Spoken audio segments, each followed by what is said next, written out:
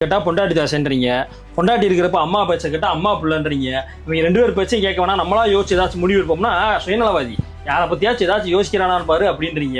உங்கள் பிரச்சனையே வேணாம்னு வேலை வெட்டியை பார்க்க போனால் வேலையை கட்டிக்கிட்டு உனக்கெல்லாம் இதுக்கு கல்யாண காட்சின்றீங்க. சரி, நம்ம வீட்டில் வந்து உட்காந்துட்டு பொண்டாட்டியை வேலைக்கு அனுப்புனா இங்கே ஒரு பொண்டாட்டியை வேலைக்கு அனுப்பி அந்த காசத்துக்கு என் கையால் ஆகாதுன்றீங்க.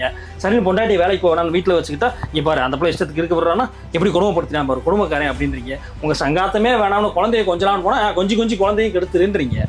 சரின்னு கொஞ்சம் தள்ளி இருந்தா அப்படியே இருந்துக்க, குழந்தைய கொஞ்சம் கூட என்ன ஏதுன்னு கேட்டுறாத, வேலைன்னே இரு, உனக்கெல்லாம் இதுக்கு குழந்தை குட்டிய அப்படின்றீங்க. சரி, ஏதாச்சும் வாங்கி கொடுக்கலாம் அப்படின்னு வீட்டுக்கு ஏதாச்சும் வாங்கிட்டு வந்தா கையில காசு இருக்குன்னு எப்படி கரியா செலவு பண்ணிட்டான்னு பாருன்றீங்க. சரி, எதுவுமே வாங்காம இருந்தா கஞ்சப்பைய ஏதாச்சும் வீட்டுக்கு வாங்கி தரானான்னு பாருன்றீங்க. இந்த உலகத்துல ஆம்பளையா பிறந்துட்டு நாங்க படுற பாடு இருக்கேன். ஏய் அதை கூட விடு, ஆனா கடைசியில ஒண்ணு சொல்லுவீங்க பாருங்க, உங்களுக்கு என்னப்பா ஆம்பளைங்க ஜாலியா இருக்கீங்க, நாங்க பொம்பளைங்க கஷ்டப்படுறோம்னு. இப்ப கூட நான் உண்மையத்தையும் பேசுறேன், ஆனா கமெண்ட் செக்ஷன்ல வந்து என்ன சொல்லுவீங்க, மேல்